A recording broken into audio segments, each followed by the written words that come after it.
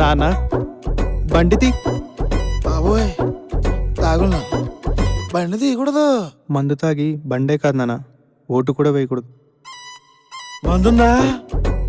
Election లో అవడానికి మందు పంచి పెట్టేది అదేంటి అక్కడ ఏమన్నా కూడా పంచుతున్నాడు కదా. మందిస్తే చాలంటారే మంచక్కర్లేదంటారే, ఎవడొస్తే మాకేంటంటూ ఎర్రోళ్ళై బతికేస్తారే.